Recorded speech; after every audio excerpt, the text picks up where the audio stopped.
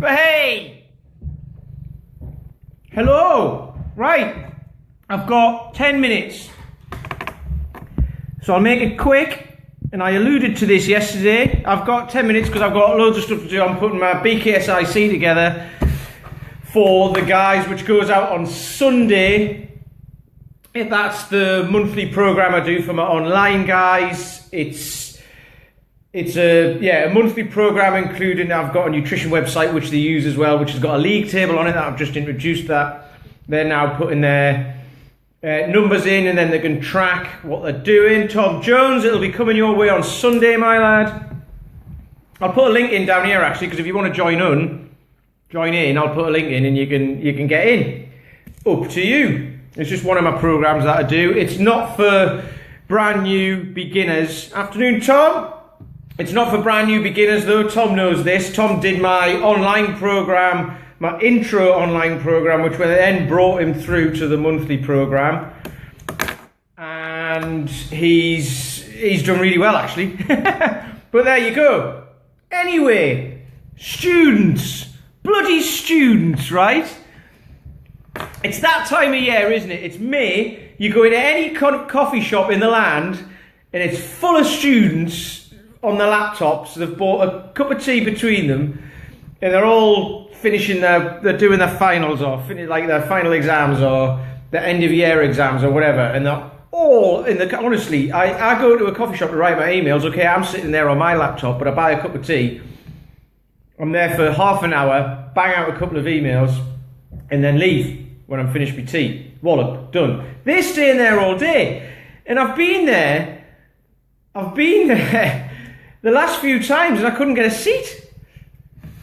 It's outrageous. Anyway, that's not what this is about. It's still about students though. The other night, so also the students, they'll be finishing exams and stuff like that. And what do they do when they finish exams? They go and get pissed. Right?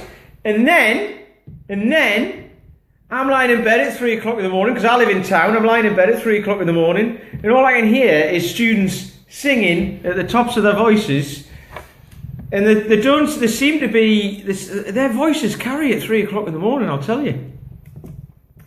And this happened last week, and I was tired the next day, really tired, but I wasn't angry. And years ago I would have been. A few years ago, I would have been wandering around whinging about it. It sounds like I'm whinging now, but actually that was just for effect. Because actually, I don't let it bother me anymore. I can choose to let it bother me and be pissed off about it all day or for a week or whatever and annoy the hell out of everyone around me because I'm pissed off and I'm whinging. Or I can just choose to be a bit tired because I didn't get a good night's sleep and then get a better night's sleep the next night or have a kip in the afternoon. It's as simple as that. It's as simple as that. And here's the thing. There's a thing that I do. There's a book called Loving What Is by Byron Katie. My coach, Paul Moore, put me onto it. He loves it. He's all over that. It's a book you do, not a book you read. And I've seen lots of people post pictures of it online and all that, and like, oh, this is a great book and all that sort of stuff. But do they actually do the thing that is in it, which is called the work? And I do. I do it pretty much every day. And what it does is any thought that you have, any stressful thought that you have, you analyze it and you ask if it's true or not. And usually it isn't. So with these students, right, these students have pissed me off because they're being noisy, they're being antisocial, right? Antisocial bastards. But the thing is, I can have that thought and say, these students are antisocial and they've really annoyed me. But then I can turn it around onto myself. Okay, so you go through, you say, is it true? Is that true? Well, not really. They've just gone out and had a few beers, right? It's what students do, right? We're not going to stop that. Okay, how does it make me feel when I think that? And it gets me stressed. I go throughout my day being stressed, annoying the people around me. So I'll be passing on my reaction to that thought that these students are doing this to annoy me. I'd be projecting that all over the shop onto everyone else, right?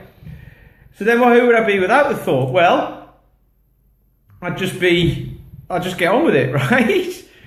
And then the thing is, after that, you turn it around. So these students are annoying me because they've been being noisy, right? However, if I turn around on myself, I can annoy myself and I might annoy them. And also, I've got to put myself in their shoes.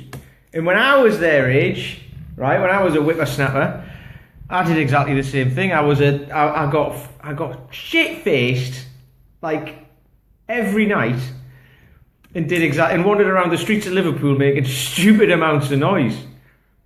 Okay? And that's just the way it is. I've now grown up and I can still be stupid. I just don't do it that often, if at all anymore. Actually, no, I am stupid, but I don't go out and get absolutely hammered anymore because it just makes you feel rubbish the next day, especially at my age. You're in your teens and 20s and you get you might be hungover for a couple of hours or half a day. Then you get into your 30s and it's a couple of days, and then now I'm 40, it's like it'll last a week. So I don't do it anymore. I went out for a few beers with a couple of friends last night and had more than I was going to.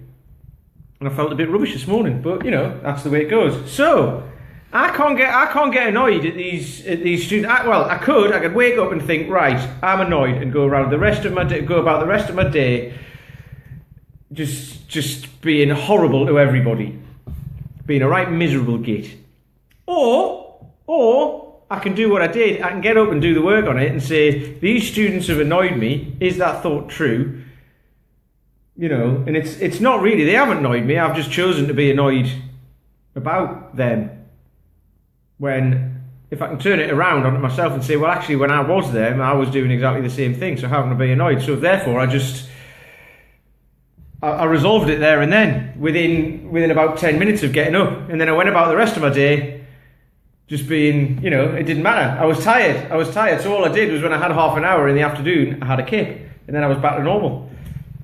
Because that's always the thing as well. You wake up in the middle of the night, right? Someone's making loads of noise outside. There's loads of seagulls around here as well. How can you get pissed off with a seagull, by the way? Anyway, loads of people in Bath do. Hey, hello, Alex. How's it going? How can you get pissed off with a seagull, eh? You know about all this sort of stuff, don't you? It's the same with them. Seagulls make loads of noise, right? They're just getting by. They're just making a living, right? So I can get up and choose to be annoyed about that and go around the rest of my day and annoy the shit out of everyone else as well and be miserable bastard, or I can just resolve it in the morning and then have a kip later on in the afternoon. Because this is what I was going to say, when you wake up in the middle of the night anyway, you always do this.